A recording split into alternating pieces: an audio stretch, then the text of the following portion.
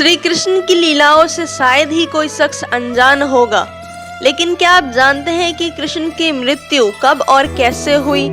वो कौन था जिसके हाथों श्री कृष्ण की मृत्यु हुई? मानवता और मानव जाति को लगभग नष्ट कर देने वाला कुरुक्षेत्र का युद्ध शांत हो चुका था। अपनी जीत पर पांडव खुश नहीं थे, बल्कि युद्ध से हुई तबाही को देखकर उनका मन बहुत ही विचलित था।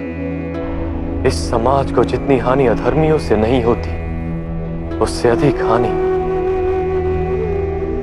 धर्म जानने वालों की निष्क्रियता से होती। युद्ध के बाद श्री कृष्ण पांडवों के साथ गंधारी और धृतराष्ट्र के पास बेटे दुर्योधन की मौत पर शोक जाहिर करने और क्षमा मांगने पहुंचे।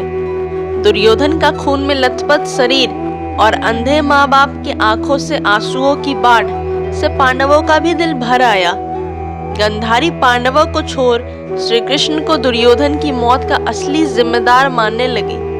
गंधारी ने श्री कृष्ण को श्राप देते हुए कहा, सुनो वासुदेव, मैं महातपस्विनी सुमन कन्या आज तुम्हें श्राप देती हूँ। इस प्रकार तेरे वंश का नाश हुआ, इस प्रकार तुम्हारी आंखों के सामने तुम्हारे यादव वंश का नाश होगा। इस प्रकार मेरा नगर में डूबा हुआ है, इसी प्रकार तुम्हारा नगर भी समुद्र में डूब जाएगा और तुम किसी पद में अकेले अशक्त और वृद्ध पशु की भांति एक कान के हाथों फेंक दिए जाओ। ये कहकर गंधारी श्री कृष्ण के चरणों में गिर गई और रोने लगी।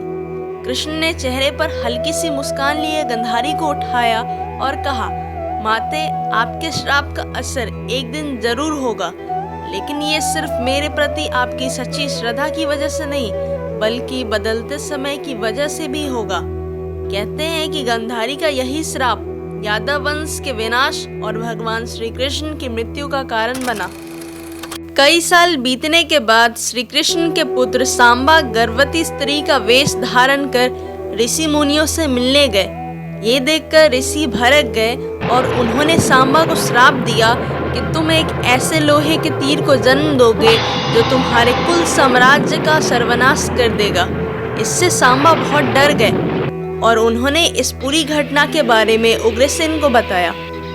सांबा को इस श्राप से बचाने के लिए उग्रसेन ने कहा कि वो एक तीर का चूर्ण बनाकर उस प्रभास नदी में प्रवाहित कर दे।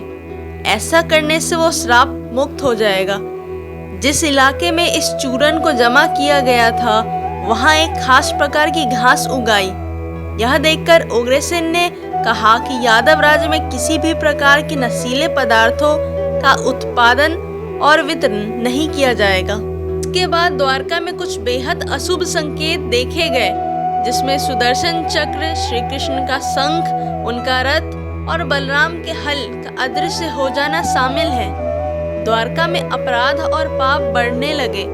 ये देख श्री कृष्ण परेशान हुए और उन्होंने अपनी प्रजा से प्रभास नदी के तट पर जाकर पापों का प्रायश्चित करने का आग्रह किया।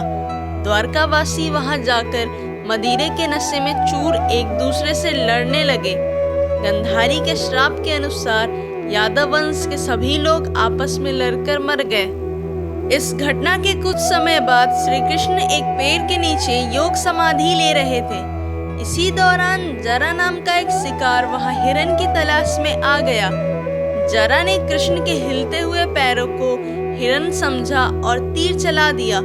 इसके बाद शिकारी श्री कृष्ण के पास पहुंचा और अपनी गलतियों के लिए उनसे क्षमा मांगने लगा। तभी श्री कृष्ण ने उसे सांत्वना दी और बताया कि कैसे उनकी मृत्यु निश्चित थी। श्री कृष्ण ने कहा, त्रेता युग में लोग मुझे राम के नाम से जानते थे। राम ने सुग्रीव के बड़े भाई बलि का छिपकर वध किया था। अपने पिछले जन्म की सजा उन्हें इस जन्म में मिली है। दरअसल जरा ही पिछले जन्म में बलि था। यह कहकर श्री कृष्ण ने अपना शरीर त्याग दिया। श्री कृष्ण की मृत्यु ही कलयुग का शुरुआत माना जाता है। वीडियो अच्छी लगी हो तो लाइक और चैनल